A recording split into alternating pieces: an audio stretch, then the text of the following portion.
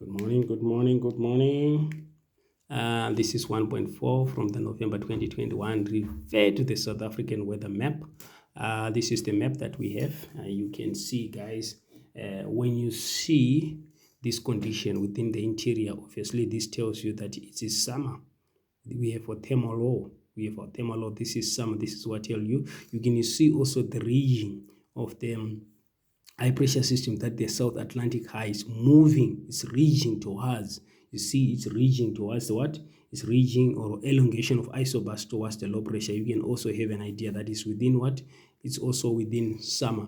You can also see in terms of its position, it has moved further south as well. So this gives you an idea of what season it is. Okay, the cloud conditions, you can see higher temperatures. It also shows you that we have got a thermal low within this time. So this is summer. Okay. If it's winter, we have got clear calm conditions in the interior. So let's go through the questions so that we do not waste time. Identify the low pressure system at A in the synoptic weather map. So this is your thermal low. This is your thermal low when you've got low pressure in the interior. That is your thermal low or heat low. But the most used geographical term is what? Thermal low. Okay, then with this one we are done. Give a reason for the formation of high low pressure system over the interior. We are saying now the formation of high pressure system because of high temperatures. You know, warm air, when it rises, what happens? Of course, it creates the low pressure. Rising warm air creates low pressure system when it rises. Warm air is light, is less dense. So the moment when it rises, it creates low pressure. That's basically what we are saying. Give evidence from the synoptic weather map that the South Atlantic is reaching. How is it reaching? You can see the elongation of the isobars towards the low pressure. This shows that it is reaching. That's number one. The bending of the isobars towards the low pressure as well. That's another point that actually supports that it is reaching. Outward extinction. The bulge of isobars away from the high pressure is bulging away from the high pressure. It shows also that it is reaching. So those are your answers. You can choose either one from what I've said. Why does the region of the South Atlantic high result in onshore winds? Okay, what it simply means is onshore winds, they actually move from the sea towards the land. That's what onshore is. Okay, onshore from here towards the land. That's onshore, but it's moving from the continent interior towards the sea. That is an offshore.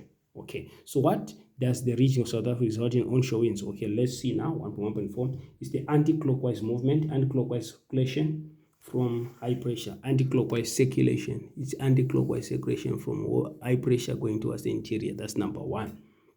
Number two, the range extends towards the land. It's extending towards the range. You can see the way the isobars are elongated. Okay, you can also see that the elongation of isobars occurs towards the coastline. It's actually happening towards the coastline. So those are the answers that actually answers the question: why does the region of South Atlantic high result in onshore winds? Number one, let me say again, anti-clockwise circulation from high pressure, which means this is the anti-clockwise circulation from high pressure going towards the interior. Number one, the ridge extends towards the land.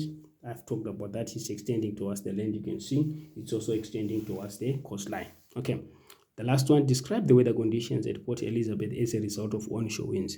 The conditions at Port Elizabeth as a result of onshore winds. Port Elizabeth here, what are the weather conditions? This is what is showing the weather conditions. You can see with the arrow that is pointing there.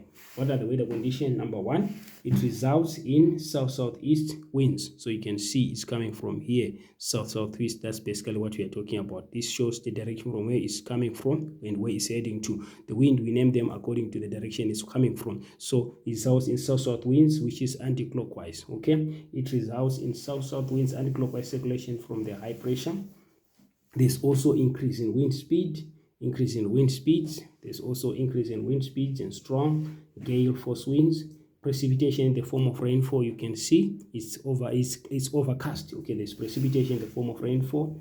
There's a possibility of a drizzle. There's some of the things that you can actually include. Overcast conditions, you can see overcast conditions. Increase in cloud cover, you can see here it's overcast. Increase in humidity. The small difference between air temperature and dew point temperature. You can see the small difference between air temperature and dew point temperature, which says that there is more humidity, there is increase in humidity, which is the amount of moisture in the atmosphere. Okay.